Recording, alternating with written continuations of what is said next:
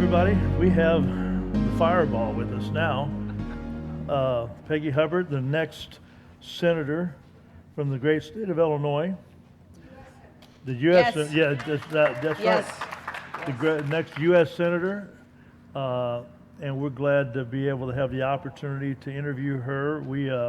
My wife and I had an opportunity to have dinner with her here back a week or so ago, and we had a great time.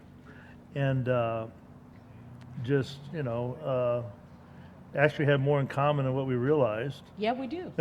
You know. Motorcycles brings Well- everybody together.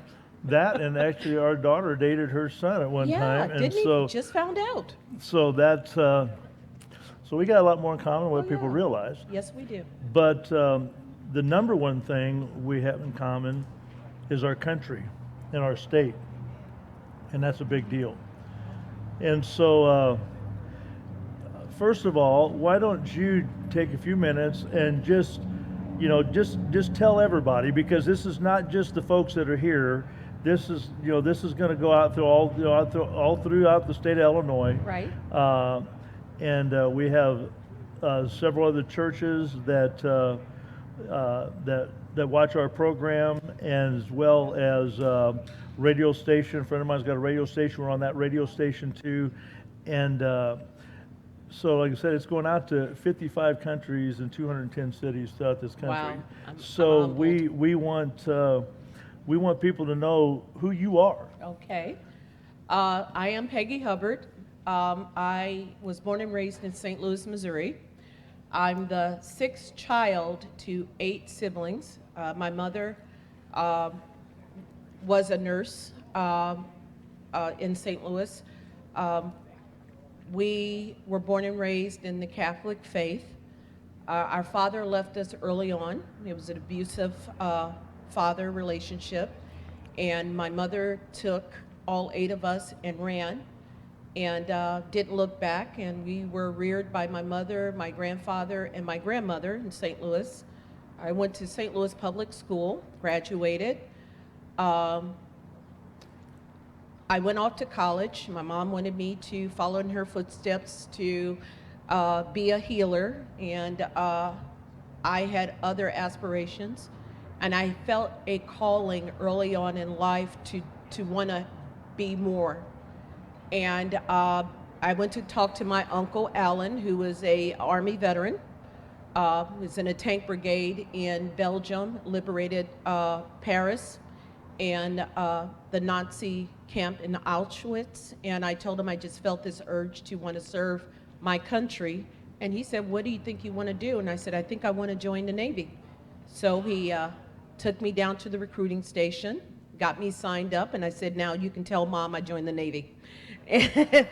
And told my mom that I joined the Navy, and she was not happy.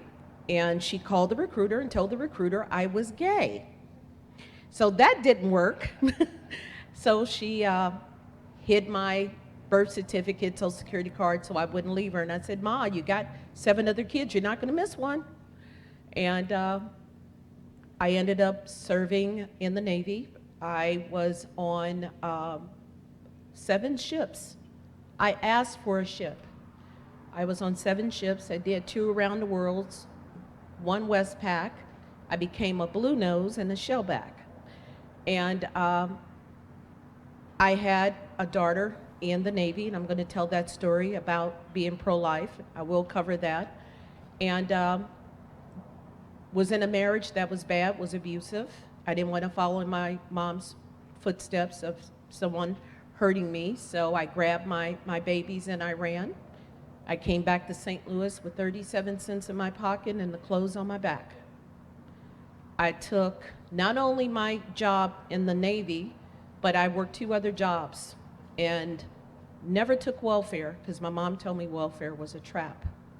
And I raised 2 children up until they were 2 and 3, and I met my husband, the love of my life, Charlie, who is a police officer in St. Louis. We've been married now for 32 years. Yay. We raised 6 children together, and we are the grandparents of 20. I went to work for the IRS. I went to work for St. Louis County Police. I left them I was offered a job at the Treasury Department, weekends and holidays off, and great pay. As a newbie on the police department, I was making $21,000. Going into the IRS, I was making $43,000. So guess what I did? Yeah. So I hung up my gun and badge for a little bit and worked for them. And when the opportunity presented itself, again, I had 2 daughters. I love the sound of a Harley. And I had 2 daughters that were in college at the same time, so I put back on the gun and the badge, and I put 2 girls through college, working for the IRS, 8 to 12 hours a day, and then I would go to work for the police department over here in Illinois, and I would work for another 10 to 12 hours. So I would have 3 to 4 hours of sleep and go back to work and do it again, and I did this for about 4 years. I came into politics via Ferguson. My husband was in Ferguson. My husband was the training officer for Darren Wilson. And all the stories you heard about Ferguson was a lie. It was all a lie. When I saw Obama get up on the stage, the press conference at the White House, and declared that Mike Brown could have been one of his children, I was through with the Democratic Party. I saw my husband beaten. And if you guys know my husband, some of the people in the audience have seen and met my husband, Charlie. Charlie is a quiet man, but Charlie, from that time frame, something in him went away. I watched him totally shattered by Ferguson. When your husband calls you and tells you to bring him a set of uniforms because he's covered in urine and feces, this is what Don Lemon does not tell you about Ferguson. That these officers were badly, badly mistreated. I watched a president declare a criminal a hero and paint a target on law enforcement's back. I got mad. I said, I'm done with the Democratic Party. Then I started looking at the Democratic Party and I started wondering, where did the divide come from? Why am I, as a Black American, I don't call myself an African American, folks. I grew up in St. Louis. I'm a Black American. I'm an American who just happens to be Black. That's what I tell people. But if you have to put a color on me, I'm red, white, and blue. Yeah. That's Yeah, my color. Absolutely. So I saw firsthand the damage that was done to law enforcement. I saw the Democratic Party rip apart this country in 2015. I saw the divide. Now, I used to be a Democrat, and I don't hide that fact from anyone. I walked away before the walk away was even a thing. I tell people that I broke my mental chains and I walked away. I ran from the Democratic plantation, is what I called it. Anybody from the government that tells you I am here to help you, look at East St. Louis. Look at Washington Park. Look at Centerville. Look at Cahokia. Look at Brooklyn. Look at Venice. These were all prominent cities until the Democrats got a hold of it. And I said, enough is enough. In my Great Awakening, I saw a hole in the street of East St. Louis. The hole was 27 feet wide and 37 feet deep. This was a city street. The hole was so big, it ate up a man's backyard. He couldn't let his grandchildren out to play. But you know, the city of East St. Louis actually charged that man full property tax in a hole in his yard from a street. They had, love that sound, they had no running water, They had no sewer. It was left like that for 5 years. And they were paying water and sewer to the city of East St. Louis. I knocked on every door in that neighborhood, right off State Street. I knocked on every door in that neighborhood and asked them, do you have water? Do you have sewer? And you know, they told me they didn't have anything for 5 years. That they were buying water bottles and jugs just to flush their toilet. It's ridiculous. So I took my video, my smartphone, and you guys remember when Dick Durbin was saying that President Trump was calling the people that were coming from these countries crap holes? Well, I videoed Dick Durbin's crap hole. And I sent it to Tucker Carlson and Sean Hannity. I sent it to Elliot Davis at Channel 2 News and said, this is how the people are being treated in the city of East St. Louis. That nobody should live like this. The basic of water and sewer. I went down to East St. Louis City Hall and the mayor threatened to lock me up if I did not leave. Because she said, you don't live here. And I told her, I don't have to live here, pardon my French, to give a damn. I don't have to live here to care about the people. I don't have to live here to know what needs to be done. And she said, if you don't leave, we're going to have you arrested. And I said, do so. I want you to arrest me because I want to be on television so I can tell the people that help is on the way. That I am here to help them. But you know what I did? I got that street fixed. I contacted the water company. Good, wonderful. I contacted the water company. They didn't even know American Water and Oklahoma Water. I don't know why they have an Oklahoma Water Company in East St. Louis. They didn't even know about the hole. They didn't know the people didn't have water. And I told them, do the right thing by these people and give them back their money because they didn't have this water. They got their checks, courtesy of American Water in Oklahoma. And I tried to open up an investigation on where the money went. Dick Durbin shut me down. He shut me down. And my husband said, okay, Peggy, you went out there and fought for the people. What you going to do next? I said, I'm going to run for Senate. Yeah. It is time to get off the bench. It is time to take off our blinders. It is time to fight. And people tell me, well, you know, you can't go into the churches and fight. You know, the first thing they're going to come for is the church. Absolutely. The first thing they're going to come for is our Christianity.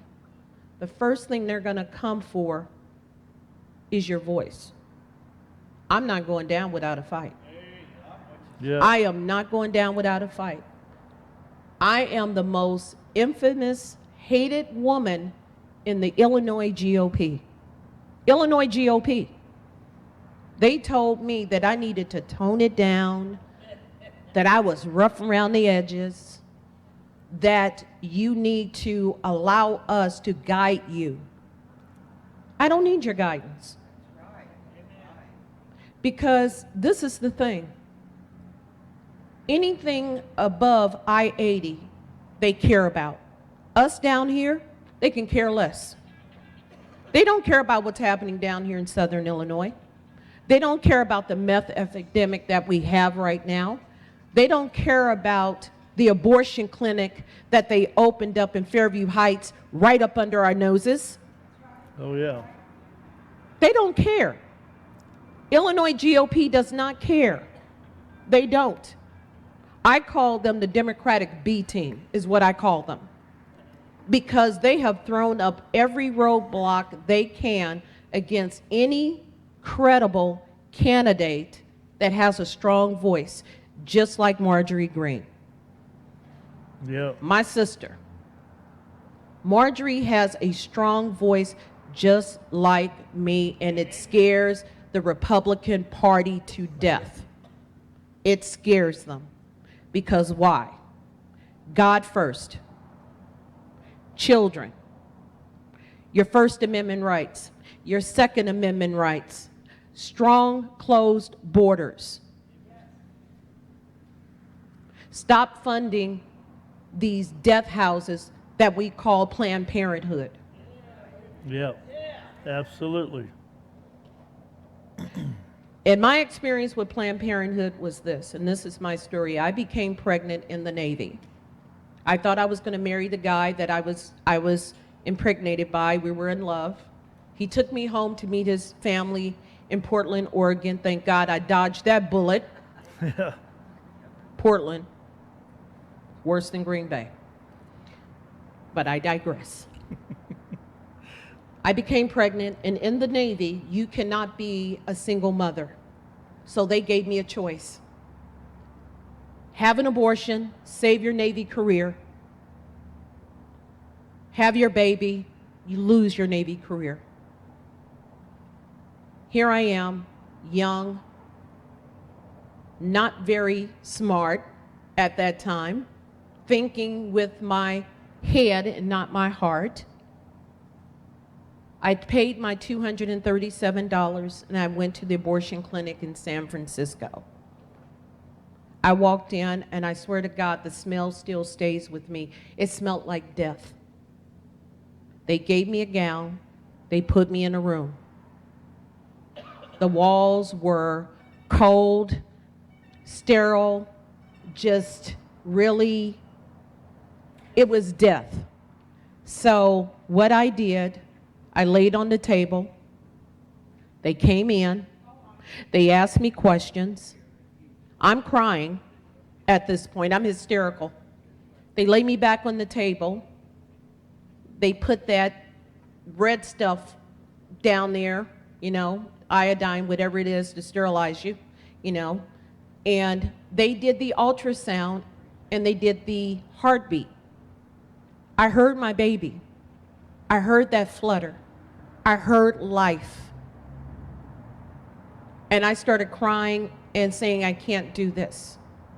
They did the ultrasound and I got to see, and I knew it was a her. I got to see her. And she looked like a little peanut. And that's her nickname today, Peanut. And I just became so hysterical and I said, I cannot do this. I can't do this. Let me up. I can't do this. Folks, don't you know that they tried to hold me down and force me to have that abortion? My knee came up. I hit that nurse in the nose, busted her nose, jumped off the table, grabbed my clothes, and ran for my life. And I tell people, I didn't save my child's life. My child saved my life. Seeing that little being on that screen and hearing that heartbeat, that was all I needed. And from there on, from then on, from that moment forward, I am 100% pro-life. I know what women say, you know, how can you be a woman and be pro-life? My answer to those women is you didn't go through what I went through. You didn't experience what I experienced. And if you did, that's between you and your God to deal with. But for me, that was life. They make 22 different forms of birth control. Pick one. Absolutely. Pick one. And a lot of them are free. You can go right across the street here at Walgreens and get a box of condoms for $8.97. Or just say no. It is your responsibility. Your body, your choice. But what I tell these women is, when you tell me as a pro-lifer, it's your body, your choice, you're actually robbing that person that you carry their body and their choice to live. And with that, I get cursed out. But you know, I'm a believer that we should protect life. And we don't have enough politicians that are open about that. And I am staunch with that. There is no compromise with me. If you want to do that, I don't think the government should fund it. And right now, Biden has just promised foreign countries our tax dollars Yep. to open up abortion centers around the world. That is evil, and he calls himself a Catholic and a Christian. He is not Catholic, and he's definitely not a Christian. Not to me. That is not my president. Not at all. So I got into this fight. I went to the Republican Party of St. Clair County. I joined the Women's Republican Party of Illinois. And I joined the Women's Republican Party also of Peoria. And I was an election judge in St. Clair County, which they have, Democrats have tried to actually ban me from being an election judge for St. Clair County because I caught them cheating at the polls. Caught them in Cahokia giving out $5 and 40 ounces of beer. Caught them with $5 under their barbecue plates to give to voters. I caught them doing this. They are so scandalous and without shame. They were passing out candidates' information 2 feet from the door. And I challenged them. The mayor of Cahokia came in and wanted to know what people were voting and who they were voting for. And I told the mayor of Cahokia, I said, Mr. Mayor, and this is what I told him straight in his face.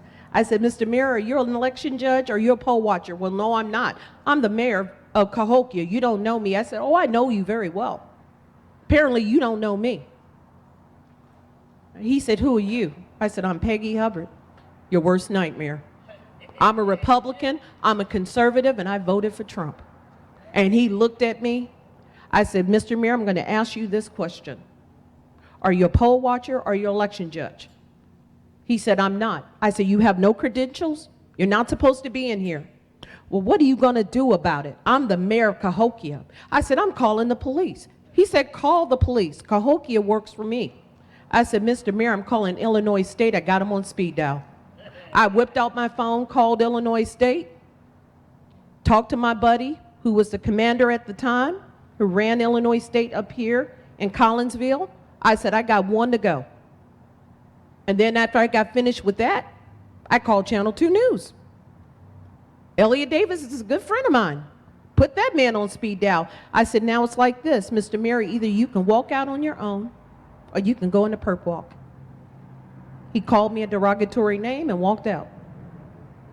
They said I was the first person that ever challenged a Democrat at the polls and was not afraid to back down. That is what we need in St. Clair County. Absolutely. Yeah. We need people that are not going to back down. We need people in Springfield that are not going to back down. And let me tell you about the bill 3653. Y'all going to love this one. You know that bill that the president, not the president, the governor, I call him Governor Cheeseburger.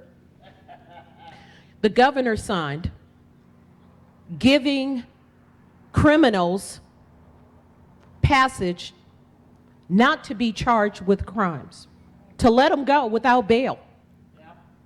They passed this law. Somebody tested that theory the other day, and this is what happened. State Senator Elgin Sims of Chicago was driving back down to Springfield. He cut off a motorist, almost ran the man into a ditch. And this is all up in Chicago on the news. Almost ran the man down to a ditch. So you got some road rage going back and forth with these two. Well, Elgin almost ran the man into the back of a tractor trailer. The man came up beside him and held up his gun. Elgin Sims took off. He got the man's license plate and he took off. He called Illinois State Police, gave him the make and model, the license plate. They tracked the man down at his home. They arrested him, got the gun, they took him in, they charged him, and they let him go.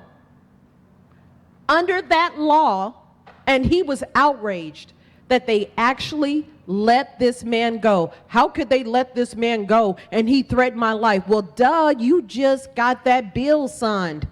That is what you did. So this man got out of jail and he got his gun back. He got it back. He gets a ticket, a citation that they required for another court date. He gets a court date. And guess what, folks? If he doesn't show up, that's it. It's so what? This is what the law that the Democrats just passed. It took them 1 week for somebody to put it to the test. This is what's going to happen up in Chicago. Chicago last year had 7,000 shootings. They had 700 homicides. They had 2,000 armed carjackings in 2020. They just signed a 3653 bill. They just signed this bill. Can you imagine what's going to happen in Chi-Town come this spring?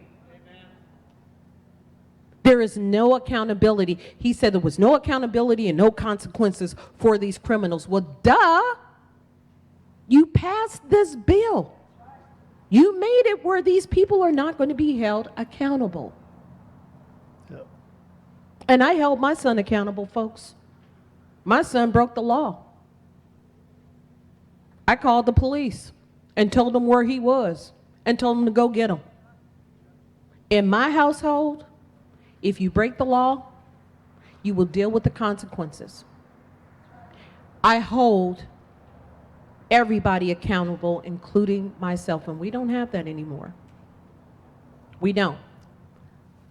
Right now, what's happening in our country, we're seeing our borders that are open. We're seeing our schools that are closed. They're telling us as taxpayers that we must take care of people not of this country while our veterans and Americans are sleeping on the streets. They put our troops in parking garage with one toilet and an outlet, and they got these marvelous tent cities built for illegals while our Americans are sleeping on Skid Row. Who's speaking for them? Who's fighting for them? No one. We have a handful of Republicans that are doing it. You have a woman that is shaking up the base so tough that they want to expel her from Congress. Marjorie Greene needs backup. Yeah, she does. She needs her spirit animal, her sister. She needs me to come to Washington, D.C. Tammy Duckworth, I call her Duckworthless, is an embarrassment not only to our state, but to our veterans, our law enforcement, our family values. Anytime a woman tells me that she cares more about what's happening in Atlanta, and you had 11 people that were murdered in Chicago last weekend, but you care about what's happening in Atlanta and not your constituents, she doesn't deserve that seat. She does not deserve that office, and she sure in the hell does not deserve to call herself our representative in Washington, D.C. That's right. We need strong candidates that are strong enough to stand on their own against the establishment. I'm just like President Trump, just dipped in chocolate.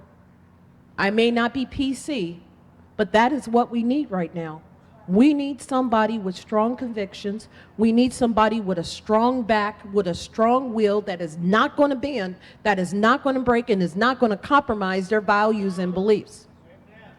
I stand with my president. I stand with my law enforcement. Who is your president? Trump. Donald J. Trump. And to all those naysayers that say I'm a Democratic plant, really? I turned in Democrats for cheating. Who does that?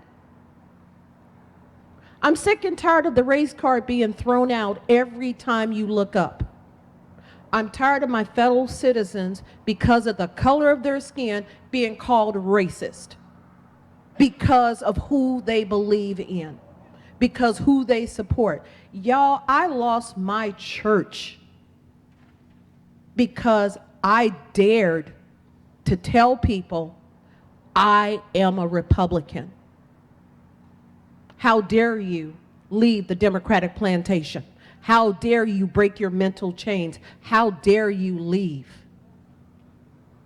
They asked my husband to step down out the pulpit, took his keys, and told us we had to go, that we were no longer welcome. Thank God, because I do not want to belong to a church that throws you away because of your convictions. You're not godly. And to me, you cannot use the word in God. To turn away a sitting church member for over 30 years. My husband was part of his church since he was a baby. And they told him, get out, because we believe in Donald Trump. We decided to leave the Republican Party. We decided to think now for ourselves. You're not allowed to do that in the Democratic Party. You keep your head down and you don't answer, you don't ask any questions. I told y'all we were going to have church today. Amen. I'm ready. Woo! I don't want to belong to a congregation that does not allow me to think for myself. Amen. I know a whole lot of people that call themselves Christians that go to church on Sunday, but they don't live a godly life. Lord knows I am not perfect. I'm not. I'd be the first one to tell you. I'm not perfect. I made mistakes in my past, but you know, I stand in my truth. A lot of people don't do that. A lot of people don't stand in their truth. I do. I made mistakes in my life, and I stand for that. I stand up and admit when I'm wrong. We are right now at a spiritual warfare. They're telling us we cannot be Christians. They're telling us we cannot pray. They're telling us that we must teach sex ed to kindergartners. That's grooming. They're telling us that we must hate someone based on the color of their skin. They're telling us that we must wear a muzzle over our mouths and nose. To me, that's to keep us quiet. If you got the vaccination shots, if you got all your shots, why do you need the mask? Amen. Yeah. And we saw Rand Paul the other day Man. Yeah, we did.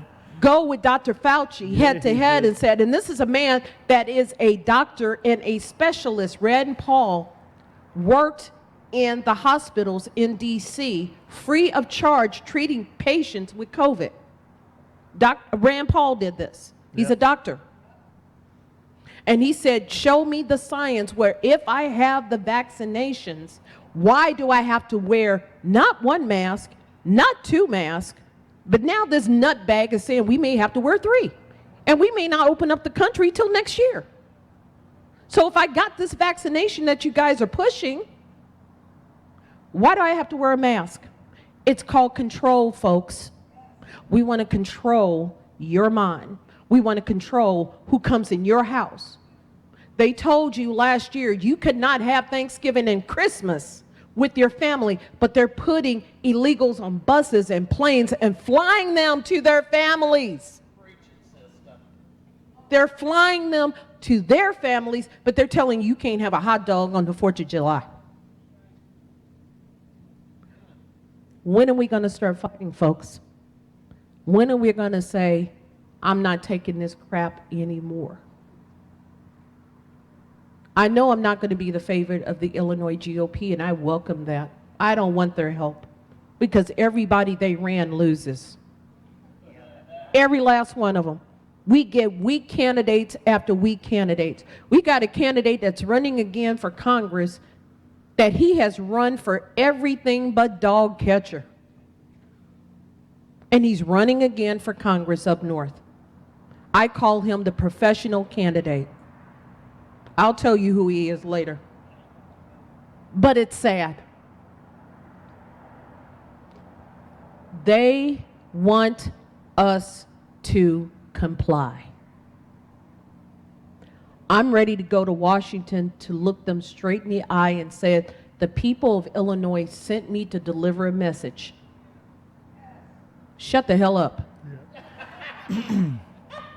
Leave us alone. Let us raise our children. Let us have law-abiding citizens that want to buy firearms. Let us pray in our schools. Let's take the target off our law enforcement's backs. Let's care for the men and women that sacrifice for their country. Let's get them off the streets. Let's help the families that are living on the streets. I'd rather see my tax dollars go to Americans first, just like our president. He said this was going to happen. He said if you shut down building the border wall, this is going to happen. I stood there in Washington, D.C. and watched him say this at that rally. He was absolutely right. Last night,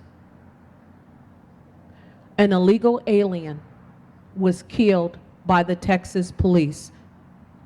He raped 2 little girls. One was 8, one was 10. They don't think the 10-year-old is going to make it. That's how brutal it was. He was deported from this country by President Trump's policies. He got back in. He was deported 5 times. He got back in after President Trump's wall was halted. He died in a shootout last night with the police after he raped 2 little girls. They've already found 11 Iraqis that came across the Mexican border. 3 of those people were on the watch list for Homeland Security for terrorist activity. If they caught those 11 Iraqis, can you imagine what's coming through right now? We've got people coming from not Mexico, not Guatemala, not Honduras. We have people coming from Egypt, Libya, China, Iraq, Iran, Russia. We have all of these people coming in our southern border. Now, if they called 11 Iraqis, what else is coming through? We got a gun battle across the Rio Grande River right now that's happening. I watched that news footage the other night. Joe Biden, I called him the faux president. His policies are not working. We need somebody that's going to go back into Washington, because I'm going to give Dick Durbin a headache. I'm going to push him into retirement. We need somebody that's going to fight for our values, fight for our freedom, fight for our children, fight, fight, fight. And there is nothing more scarier than a Republican black woman who's conservative, who's pro-life, who loves her guns, and rolls a mean Harley. Can't you see me rolling up in there saying, I've had enough, I'm here to deliver a message from the people of Illinois. Stop it. We're not putting up with this crap anymore. Amen. And that's me in a nutshell. This is what you're going to get. You're going to get straight talk. You're going to get honest talk. You're going to get angry talk. But you're going to get talk that's coming from the heart. And that's what I am. I'm a fighter. I've been fighting all my life. I was born 2 months early, premature, and my mom told me before she died, and she died in 2016, she said, something is coming for you, and you have to be brave, and people will turn from you. And you have to fight. You've been a fighter all your life. This is my fight. Maybe it wasn't meant for me to take down Dick Durbin. But I'm sure in the heck going to give Tammy Duckworthless, and that's what I call her, Duckworthless, a fight for her life. That's me in a nutshell, folks. If you want to know anything, I'm open for questions. Well, let's talk a little bit about, we talked about Rand Paul, what he did, you know. Right. And he talked about the vaccines, which was excellent. But he also talked about the individuals that had it and the immunity that comes as a result of having had COVID. Mm-hmm. And what I found amazing is that you have, you know, and because they said originally, and even President Trump said this, after he got COVID, he said, you know, they always told us before, once you got something like that, then you have immunity for life. But now they're saying, because I got it, it's 4 months. But one of the things that Rand Paul had said was that they have the proof, the science, that the immunity goes on for many years. And that they still have a lady that after 90 years of having the Spanish flu, still had immunity to the Spanish flu after 90 years. And so, and he cited the different studies that they had done, and they had, and this was back in August, out of 30 plus million people that, and this is for everybody that's watching, 30 plus million people that actually had COVID, that they only had 5 individuals that were reinfected out of those 30 plus million people. Exactly. Now that's amazing, because that's absolutely, we started trying to figure that out. What would the number be? 0.00000. It's really totally negligible, because you can't even equate that 5 in the 30 plus million people. It's just amazing. But yet to put that pressure and that fear into people's lives is just, it just boggles my mind. It's called control. Yeah. It's control. If they can control the narrative, then they can control the people. Same thing with our gun rights. How do you take over a country and a civilization? How do you do that? What happened to Poland? What happened to all these places? Venezuela. It's all about control. If they can control the narrative, then they can control the people. And that's what they're doing. They're scaring us to death. I stopped watching the news. Somebody said, well, why isn't the COVID outbreak, why hasn't it happened in the Amish community? And you know what I told them? They don't have television. That's true. They don't have radio. That's true. the reason why they are so low in the Amish, is non-existent in the Amish community here in Illinois, because you know why? They have no media. That's why they control the narrative. Yes. I just wanted to mention, if you notice people that have been under Hitler and were at the camps, Corrie ten Boom, have you ever read any of her? Yeah. Oh, yeah. First thing she says that they're going to take your guns. Don't let them have your guns. That starts. That's how you run over a civilization. That's what happened in Venezuela. They took away their guns. That's what happened in Cuba. That's what happened in China. That is what's happening here with this new HR 1. They want to come for our guns, and they're using the tragedy in Atlanta to try to do that. And they say, well, we're trying to get the assault weapons. That truck over there is an assault weapon. A brick is an assault weapon. Cain killed Abel with a rock.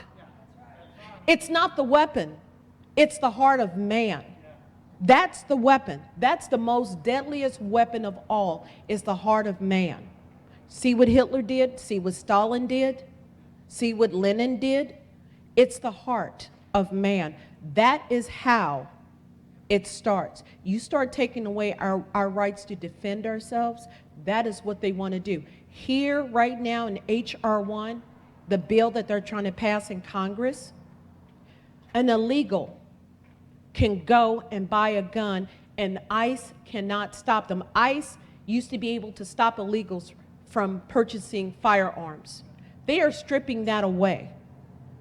An illegal can buy a gun, but they're going to tell me as an American citizen what gun I can have, what magazine capacity I can have, and how many boxes of bullets I can buy. But an illegal, under this bill, H.R. 1, can buy a gun. And there's nothing we can do about that. Where's the pushback from our Republican Party?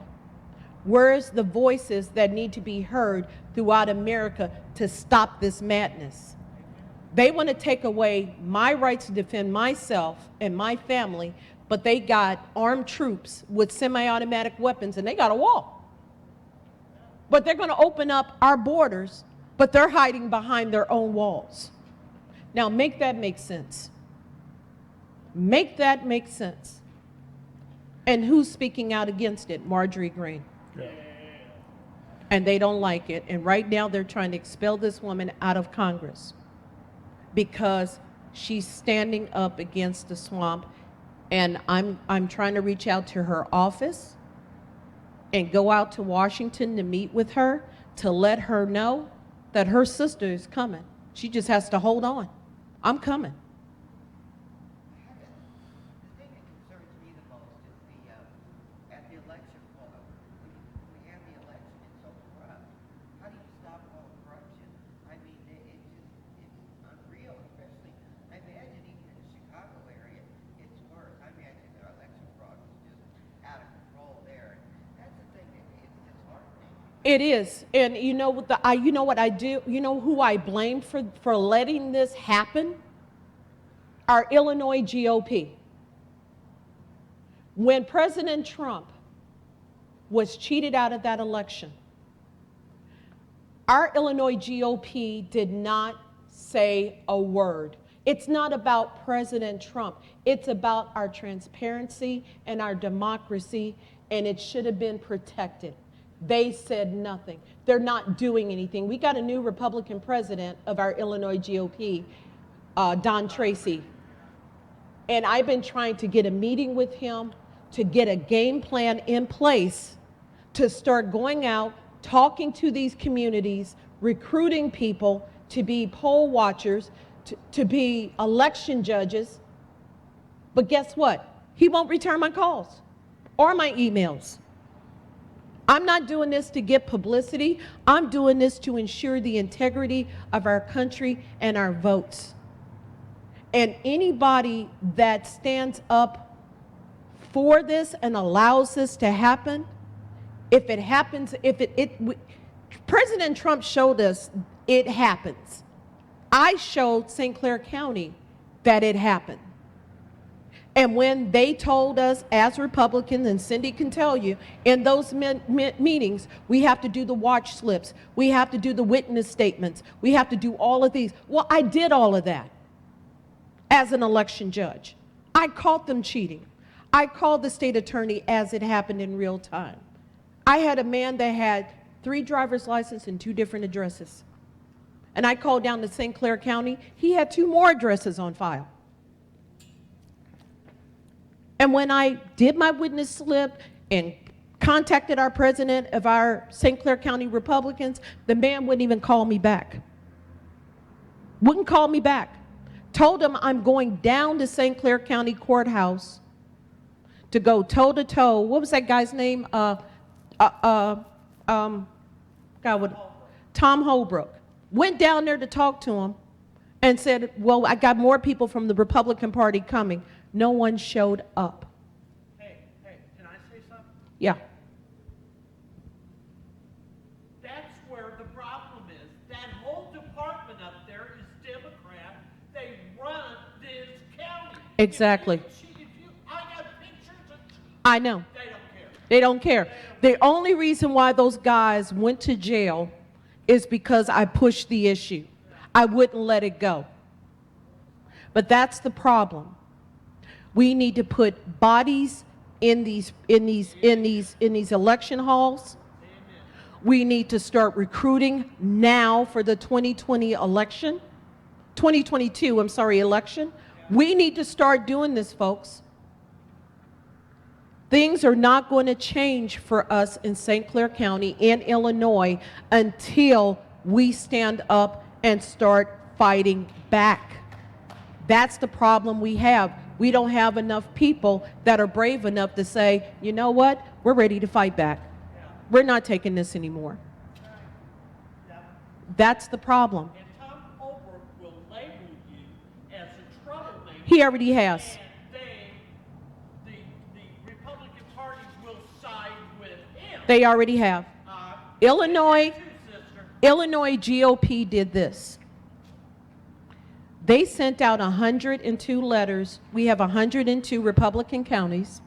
Illinois GOP co-chair Mark Shaw sent out letters to all the Republican counties to tell them that I was a Democratic plant. Mark Shaw. Mark Shaw. Yes, he did. I was with him in Springfield. He labeled me a Democratic plant. I cannot be trusted, and told people that they do not support me when I run against Tammy Duckworth. This came from my own Illinois GOP. Not your father, but our video. Yeah. Okay. I can handle that. So we got some fighting. And for people to say, we don't want this in our church, who do you think they're going to come for first? They're going to come for the church. Well, that's part of the whole HR 1 bill issue with the whole Republic. When they want to do they hide under the guise of election reform and all that kind of stuff. But when they literally say in the bill that anybody that's pro-life, anybody that's conservative, or anything like that, then they are to be deemed, they want to deem us as domestic terrorists, which if they do deem you a domestic terrorist, then you lose your rights. You don't have your rights that you had before. And so then they can take guns away from you. They do all these other things what they want to try to do.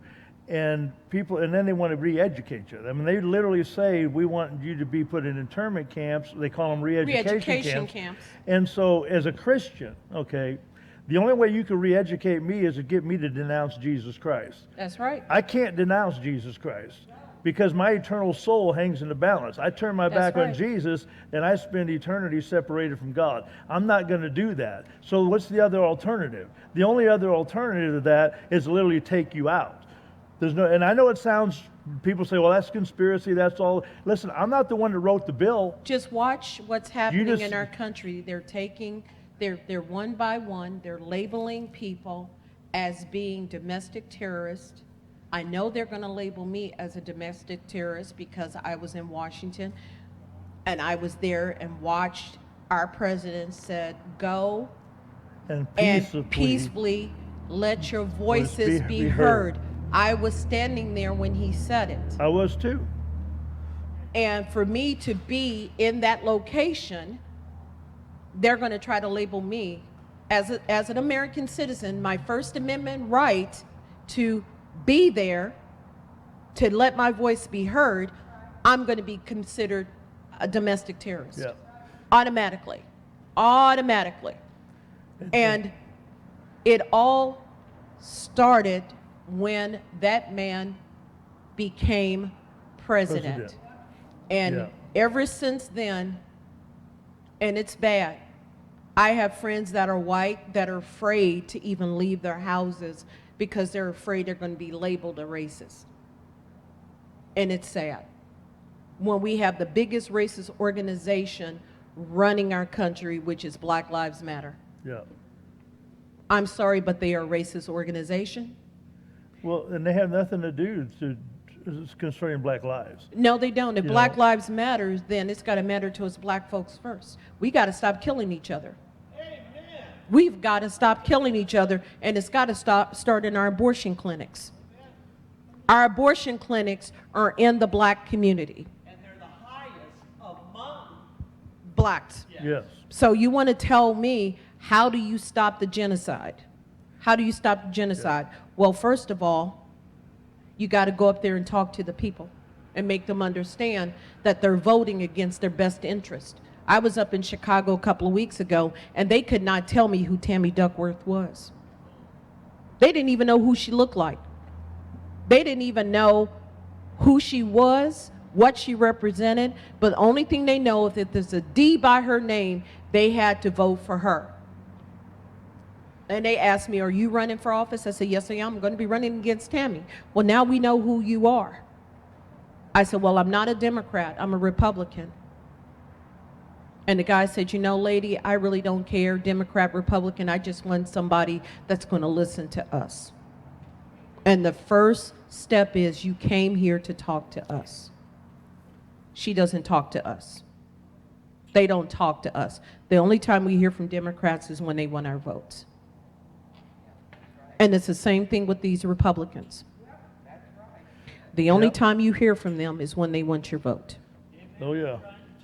And I'm trying to change that. And I know it's an uphill battle. But you know what? I'm ready for the fight.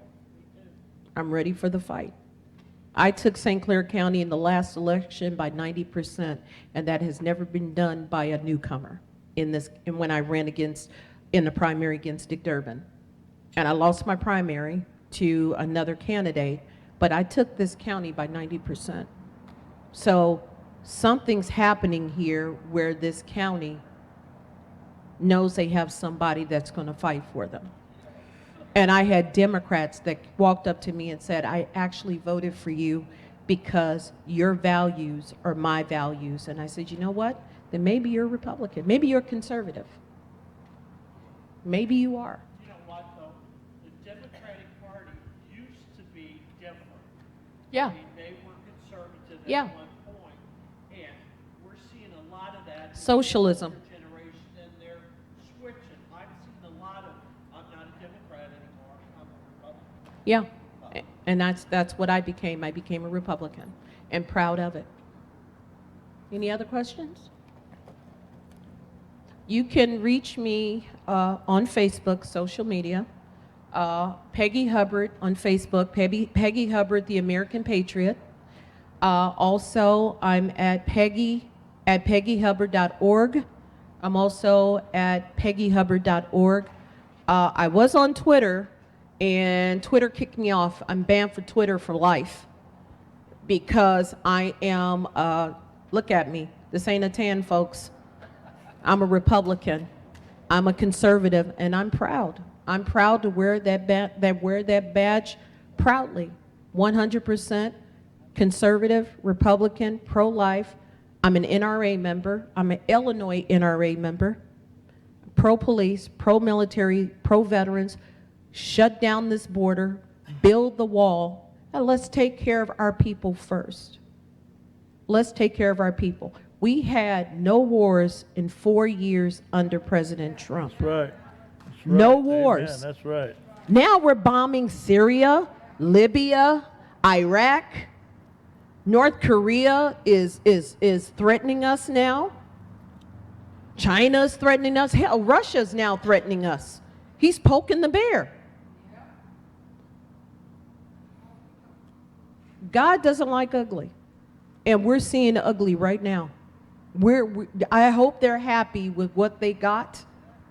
And I have friends that work at Wood River at the refinery, and they had a huge banner that says, "We support Biden Harris." Oh, they're laid off now. They're laid off. Yeah, when they shut down the XL pipeline, guess what? Their jobs went. I've never seen people shoot themselves in the foot. The man said he was going to shut them down, and he did. Now they are out of work. Trump had them working. We had the best oil prices. We were independent. And now look at us. Yep, to buy gas in the last week. $3.09 a gallon. I just bought some this morning Yeah. on the way here. Yep.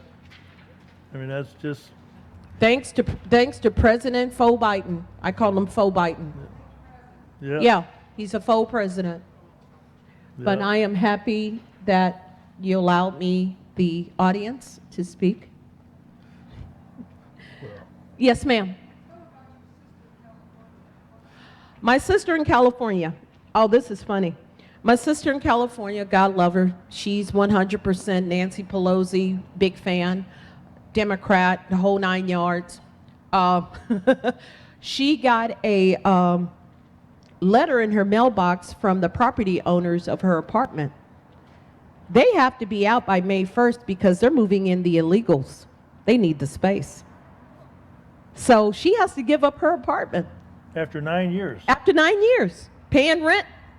They told her that she had to find someplace else to go because the owner of the apartment complex has a contract with the state of California to house these illegals for 3 times what they're paying in rent. So she has to get out. She's still a Democrat. And I cracked up laughing. I laughed and hung up on her. I said, what do you want me to do?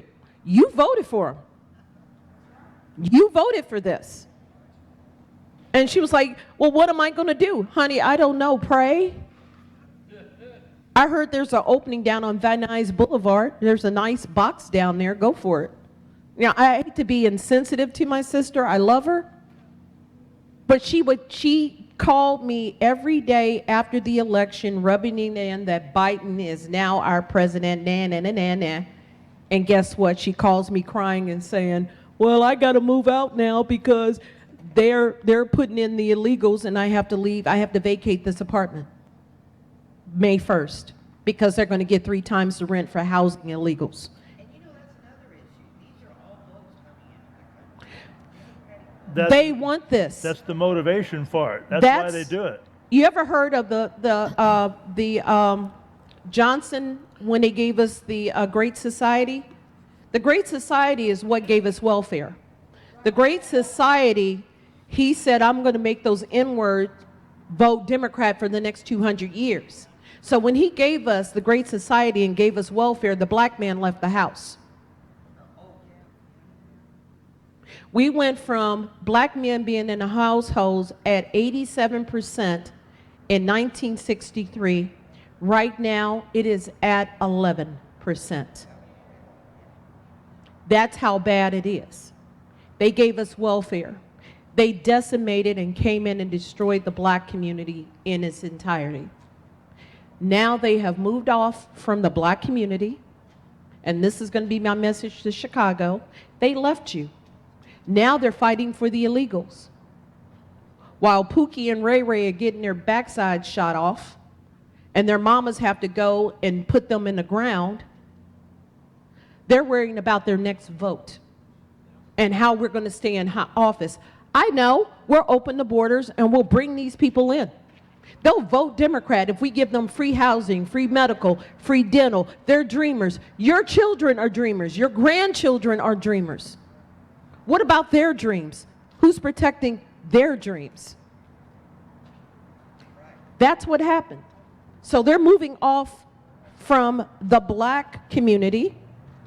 They're moving off. Now the Hispanic community is waking up. They had a huge number of Hispanics that were voting for Trump because they didn't like what was happening at the border. Brownsville, Texas is getting slammed right now at the border. So now here it is. They moved away from us, the black community. If you don't believe me, look at East St. Louis and Washington Park. Look at it.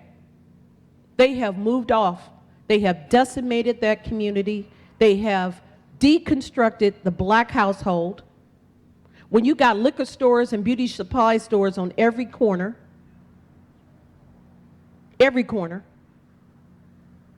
no business can come in there, schnooks pulled out. Walgreens is about to shut down. Aldi's is about, they had an Aldi's there. They were there for 2 months and they left. Save-A-Lot is saying they're going to close because of all the theft. This is what happens. They gave us welfare and they destroyed the black community. I was working at Gortman's. as a assistant manager. And this young man from East St. Louis had just graduated that spring. He came in for a job at Christmas time. He just graduated. He was now 19 years old. He could not fill out the job application. He couldn't read. He couldn't sign his name. And I asked him, who can help you fill out your application at home? His mom only got to the 4th grade. His grandmother only got to the 1st grade. Nobody could help him. But do you know who this is? These people go in, and I work for them in East St. Louis. They have the kids who have been expelled come in. They have a program on the computer, and they're allowed to pick up the programs that and get credit card. They can get their GED? Well, no, they can get their diploma. Diploma. Diplomas. Extra diploma. And they run this in their home, and they, how many people? It's a Christian activity. That's I heard about that. And it's sad. It is. And when you have the second highest paid school district in the state of Illinois, which is 189, the highest paid, and your children can't read when they graduate, that's a reflection as you as a teacher. And then you say you don't want to go back to school and teach because of COVID. That's a cop-out. You can't teach, but I saw a whole lot of teachers down at the Casino Queen. I seen a lot of them down there at Casino Queen going in for 4, 5, 6 hours. Going in. They can get on the slot machines, they can get on the penny slots, but they can't go in the classroom and teach our children how to read. And you don't want to go back to school because of COVID?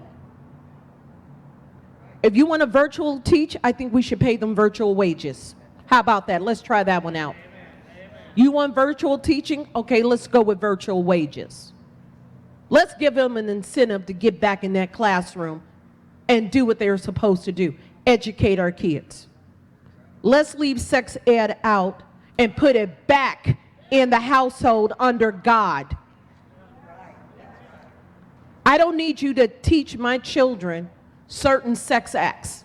That is not your job. Your job in the school district is reading, writing, and arithmetic. Yep. Leave the values to me as a parent. We don't have politicians that are saying this. I am the only one that's saying it. Leave the values to us. That is not your job. When I was in high school over in St. Louis, we had sex ed. My grandmother said, you know what, we're devout Catholics, we're Christians. That's my job, to instill my values into you. She made me take another history and math class. She said, it's not their job. It's my job.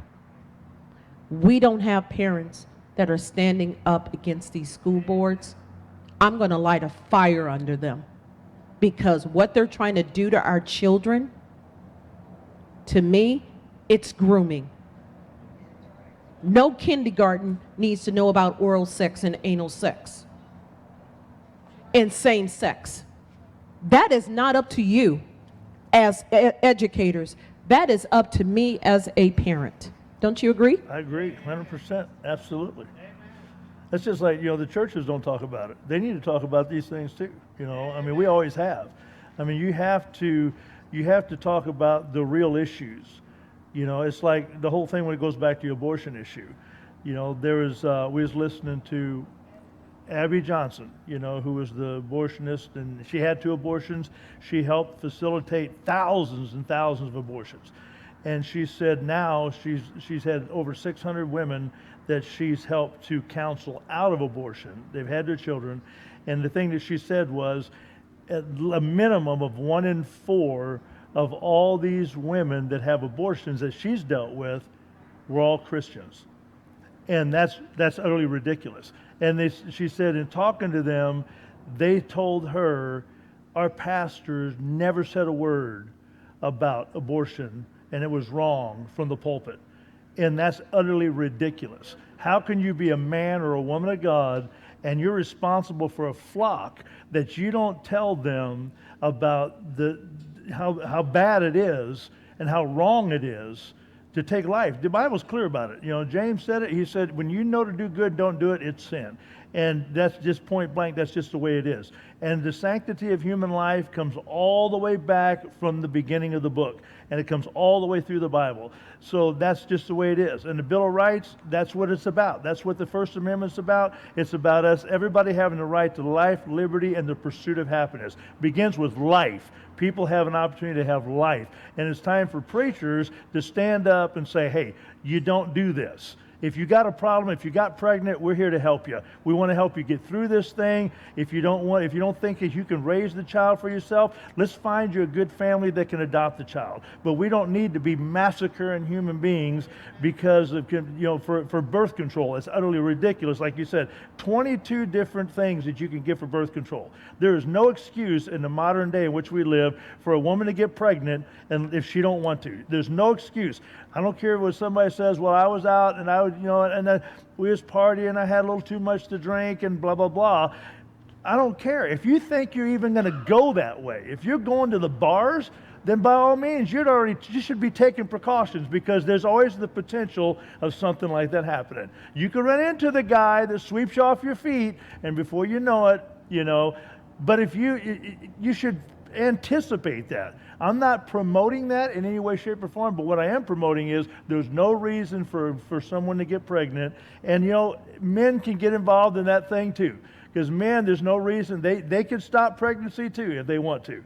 And so there's no reason for it to happen. There's no reason for us to be murdering. And it's job for the preachers, the pastors, to get up into the pulpit and start saying it the way it is. Because that's just how it is. We got a part to play in it, just like, Exactly. And yeah, exactly. and there's forgiveness. Anybody that's done it, He loves you. Listen, God will forgive you. If you ask Him to forgive you, He will forgive you.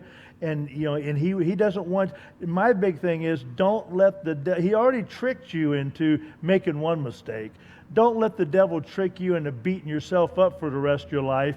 Just ask God for forgiveness, and He's there to forgive you, He's to already cleanse you, forgiven you and restore you. Before you even ask for it, He's already forgiven you. Absolutely, but That's you what I'm got told. you got to receive it for You yourself. got to receive it. Because He's made it available. You just got to receive it for yourself, and don't let the devil beat your brains out. Don't let him sit there and tell you how wretched you are and how this. No, we're there as the church community is there to help to build people up and to encourage people, and that's what we do. And so the church has got to stand up and take their place. There's no question about it. It's like I keep telling people, they're going to come for you, and where they're going to come first is they're going to come for the church. God even told us that they were going to come for the church. He's telling us they're coming for the church. It's happening. It's happening right now, right before our eyes. We're seeing what's happening at the border. We're seeing our law enforcement murdered. We're seeing our veterans on the street. We're seeing our children being fed garbage. That Cardi B woman, we're telling us that Dr. Seuss is bad, but she can bump and grind on the stage and simulate a sex act. But Dr. Seuss is bad? Really? It's happening before our eyes. Our country is circling the drain. Unless we find strong candidates, strong people with strong convictions, strong wills, and strong backs, we don't stand a chance. The Democratic Party is already setting themselves up as the socialist communist party. They're doing it now. They're telling you when you can open your businesses, how many people can come in, what your children are going to learn. An alternative to American history, 1619, telling us that your color of your skin means that you're a racist. Telling you can't have firearms, but illegals can. Letting criminals out without any kind of accountability or punity. They're already doing it. It's time for us to fight. It's not going to be an easy fight. It's not going to be a pleasant fight. It's going to get downright bloody and nasty.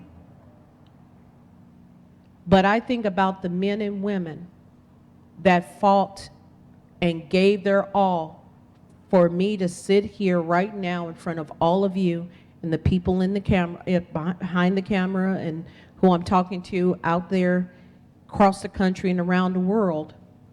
If like Ronald Reagan says, if America falls, this is the last frontier for freedom. If we fall, God help this world.